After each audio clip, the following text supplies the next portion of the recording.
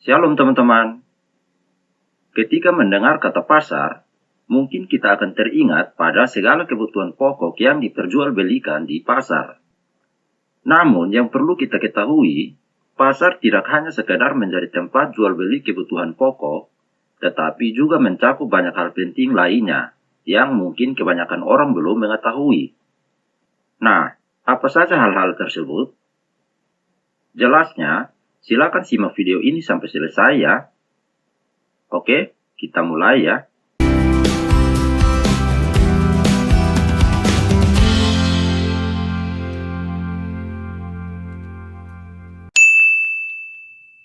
Nah, berikut pertama kalinya terdapat kata pasar di dalam Alkitab. Matius 11 ayat 16.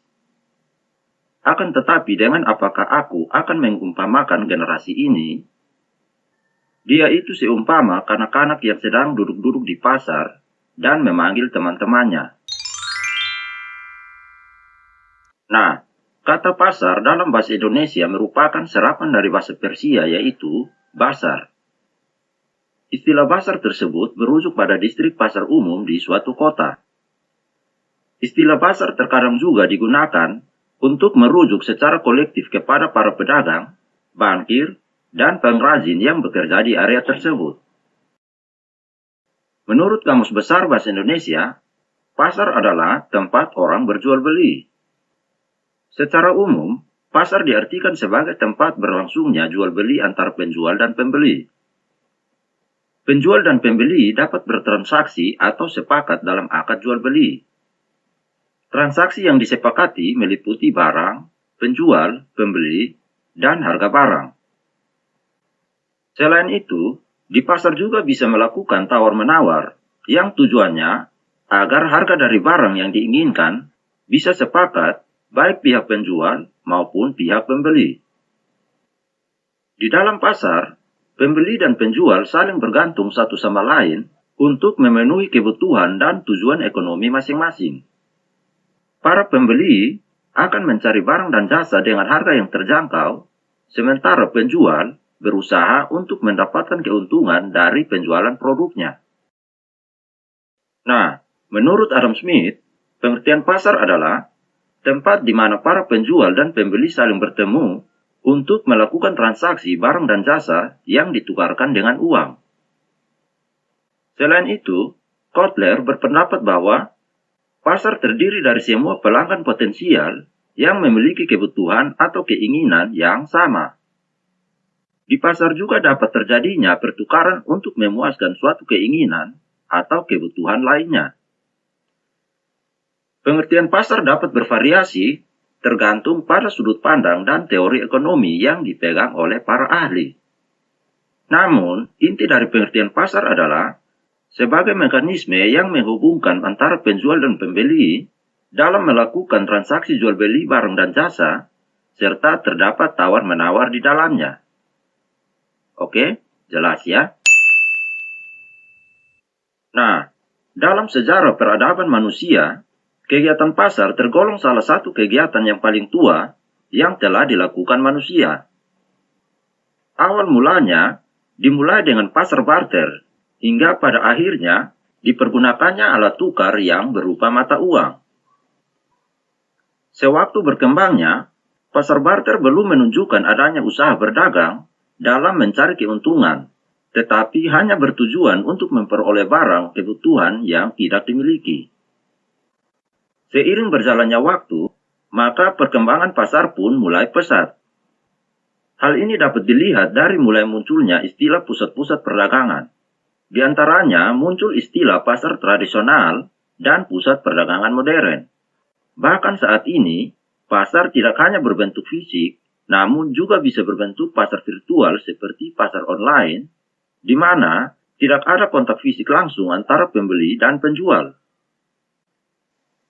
Nah, contoh pasar di dalam Alkitab bisa kita lihat dalam 1 Korintus 10 ayat 25. Apa saja yang dijual di pasar daging, makanlah. Janganlah ada seorang pun yang memeriksanya sehubungan dengan hati nurani. Nah, Sebagai tempat untuk jual beli barang atau jasa, maka terdapat beberapa ciri-ciri pasar, yaitu yang pertama, adanya penjual dan pembeli. Pasar pasti memiliki penjual yang menawarkan berbagai macam barang atau jasa kepada pembeli. Selain itu, di pasar juga terdapat konsumen atau calon pembeli yang sedang mencari barang atau jasa yang dibutuhkan. Yang kedua, menyediakan berbagai macam barang dan jasa. Pasar memiliki banyak pilihan barang atau jasa yang disediakan oleh para penjual. Berbagai jenis, merek, ukuran, dan warna dapat ditemukan di pasar untuk memenuhi kebutuhan konsumen. Yang ketiga, terdapat tawar-menawar. Di pasar, pembeli dan penjual memiliki kesempatan untuk melakukan tawar-menawar harga barang atau jasa yang ditawarkan. Dalam proses tawar-menawar, diharapkan terjadi kesepakatan yang menguntungkan bagi kedua belah pihak. Nah, dengan adanya pasar, kita bisa dengan mudah membeli sesuatu jika membutuhkan barang tertentu. Pasar memainkan peran dan fungsi yang sangat penting, bukan hanya bagi produsen dan konsumen saja, tetapi juga bagi suatu negara. Sebagai mekanisme yang menghubungkan pembeli dan penjual, pasar memiliki beberapa peran dan fungsi yang sangat penting. Antara lain, yang pertama, pasar sebagai pembentuk harga. Pasar berperan dalam menentukan harga barang dan jasa yang diperdagangkan. Pembeli biasanya akan menawar harga barang yang sudah ditetapkan oleh penjual.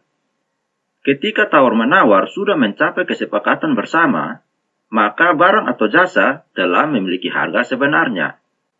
Dengan demikian, pasar bisa disebut sebagai pembentukan harga. Yang kedua, mendorong pembangunan. Peranan pasar bagi pembangunan yaitu menunjang kelancaran pembangunan yang sedang berlangsung.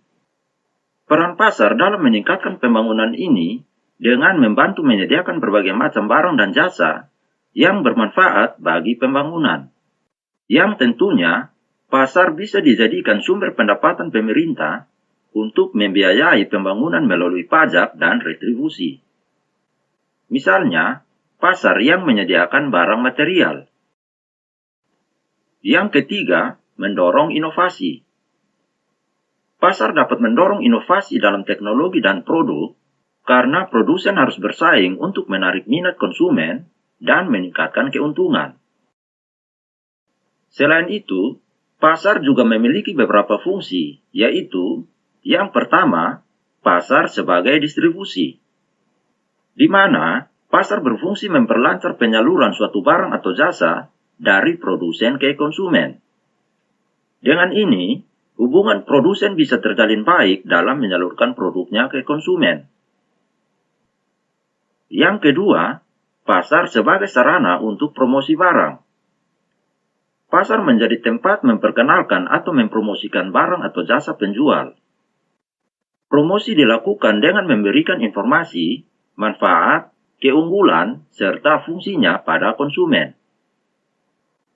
Yang ketiga, memberikan informasi. Pasar juga berfungsi sebagai sumber informasi bagi produsen dan konsumen. Melalui harga dan jumlah barang yang tersedia di pasar, produsen dapat mengetahui apa yang dibutuhkan oleh konsumen dan menentukan strategi produksi yang tepat. Sedangkan, konsumen dapat memperoleh informasi mengenai kualitas dan harga barang yang akan dibeli. Yang keempat, menciptakan lapangan kerja. Perdagangan yang terjadi di pasar membutuhkan tenaga kerja yang jumlahnya tidak sedikit. Maka, semakin luasnya suatu pasar, maka semakin besar pula tenaga kerja yang dibutuhkan. Yang artinya, pasar juga ikut membantu dalam mengurangi pengangguran di dalam negeri dengan memanfaatkan sumber daya manusia, serta membuka lapangan pekerjaan. Oke, jelas ya? Nah, selain memiliki ciri, peran, dan fungsi, pasar juga memiliki berbagai jenis yang tergolong dalam beberapa kategori. Antara lain, yang pertama, pasar menurut bentuk kegiatan. Berdasarkan bentuk kegiatannya, dibedakan menjadi dua, yaitu pasar nyata dan pasar abstrak. Nah, pasar nyata merupakan pasar yang menyediakan berbagai macam barang yang bisa diperjualbelikan. Contohnya adalah pasar tradisional dan swalayan. Kemudian, pasar abstrak merupakan pasar yang kecil kemungkinan dalam hal tawar-menawar. Dalam pasar abstrak, penjual dan pembeli tidak bertemu langsung, melainkan melalui aplikasi atau surat dagangan. Beberapa contoh dari pasar abstrak antara lain, yang pertama, pasar online. Pasar online adalah pasar yang dilakukan menggunakan infrastruktur online berupa situs web atau aplikasi seluler dalam menghubungkan antara penjual dan pembeli. Contohnya seperti Tokopedia, Shopee, Lazada, dan lain sebagainya. Yang kedua, pasar modal. Pasar modal adalah pasar yang menghubungkan antara investor dan perusahaan atau pemerintah melalui transaksi instrumen keuangan jangka panjang seperti saham dan obligasi. Ciri-ciri pasar modal secara umum yaitu produk yang diperjualbelikan adalah surat berharga, berfokus pada pemenuhan kebutuhan pendanaan jangka panjang, dan nilai investasi bergantung pada ekspansi ekonomi. Contoh pasar modal yang bisa kita temui di Indonesia adalah Bursa Efek Indonesia atau yang biasa dikenal juga dengan nama Indonesia Stock Exchange yang terletak di Jakarta. Contoh yang ketiga yaitu pasar saham. Pasar saham adalah pasar yang memungkinkan investor dan lembaga perbankan untuk membeli dan menjual saham secara publik di perusahaan yang diperdagangkan secara publik. Pasar saham adalah bagian dari pasar modal, yang merupakan pasar yang lebih luas yang mencakup pasar saham dan tempat lain untuk memperdagangkan aset keuangan. Singkatnya, pasar saham hanya berurusan dengan modal ekuitas, sedangkan pasar modal berurusan dengan instrumen ekuitas dan utang. Jelas ya? Kategori pasar yang kedua yaitu pasar menurut transaksi. Berdasarkan transaksi, jenis ini dibedakan menjadi pasar tradisional dan pasar modern. Nah, pasar tradisional merupakan pasar yang masih bersifat tradisional yang ditandai dengan bertemunya penjual dan pembeli secara langsung yang umumnya menyediakan kebutuhan sehari-hari. Ciri-ciri pasar tradisional yaitu dikelola oleh pemerintah setempat atau daerah, adanya sistem tawar-menawar, barang dan jasa yang dijual bervariasi dan ditempatkan di lokasi yang sama, dan sebagian besar barang-barang serta jasa yang dijual merupakan hasil lokal. Kemudian, pasar modern adalah pasar yang menggunakan sistem modern seperti harga yang tidak bisa ditawar dan memiliki layanan yang lengkap dalam penyelenggaraan proses jual-beli. Contohnya adalah swalayan dan supermarket. Jenis yang ketiga yaitu pasar menurut waktu. Berdasarkan waktu, pasar dibagi menjadi yang pertama, pasar harian. Pasar harian adalah pasar yang dibuka setiap hari. Contohnya seperti pasar tradisional. Yang kedua, pasar mingguan. Pasar mingguan adalah pasar yang hanya dibuka satu kali dalam seminggu. Pasar ini biasanya terdapat di daerah pedesaan yang juga menjual berbagai macam hewan ternak yang dibutuhkan. Yang ketiga, pasar bulanan. Pasar bulanan adalah pasar yang dilakukan sebulan sekali. Contohnya seperti pasar di kawasan industri yang dibuka saat karyawan pabrik gajian.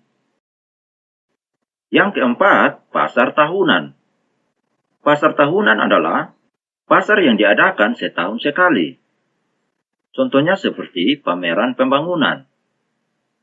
Yang kelima, pasar temporer. Pasar temporer merupakan pasar yang diselenggarakan pada waktu tertentu serta tidak dapat diprediksi kapan akan diadakan. Contohnya seperti pasar murah dan pasar komik. Selanjutnya, jenis yang keempat yaitu pasar menurut distribusinya. Berdasarkan keleluasan distribusinya, jenis ini dibagi menjadi beberapa bagian, yaitu yang pertama, pasar regional.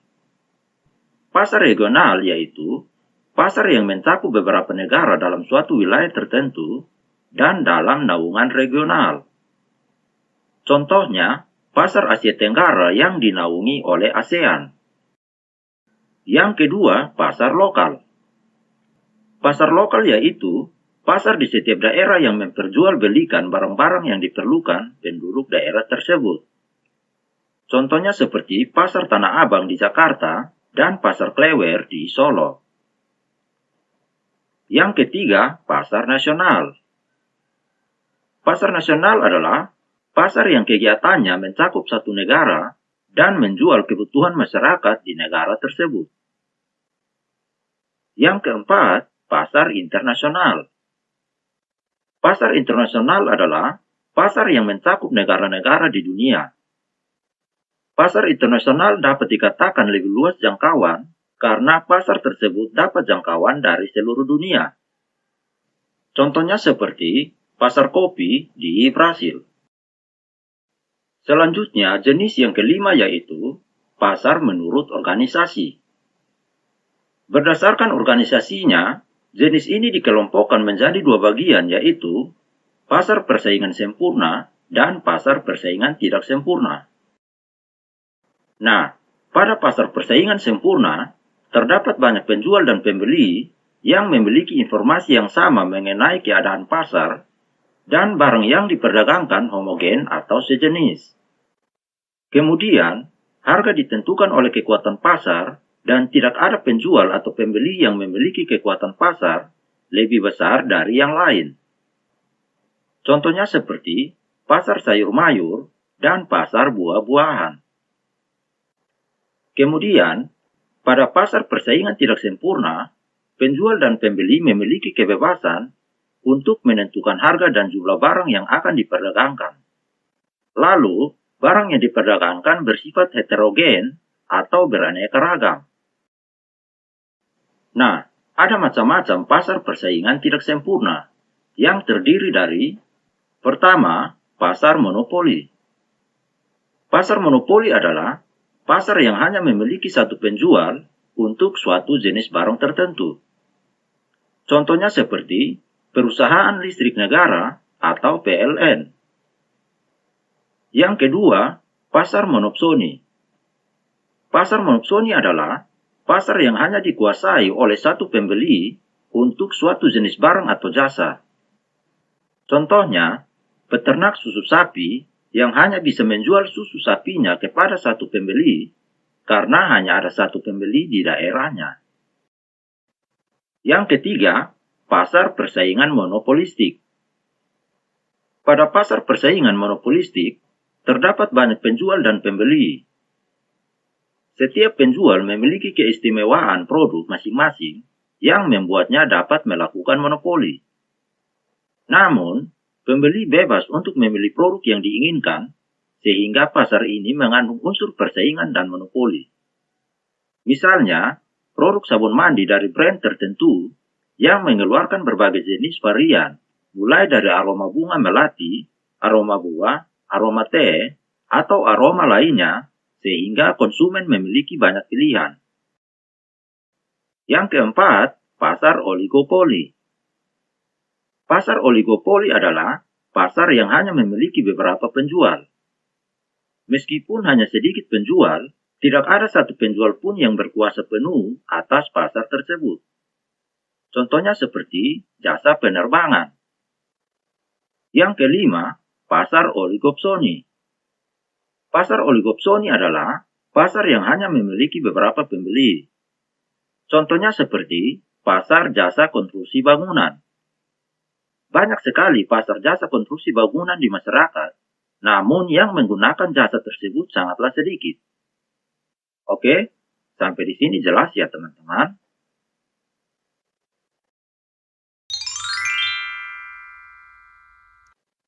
Oke teman-teman, sekarang harusnya kita sudah semakin paham ya apa itu pasar.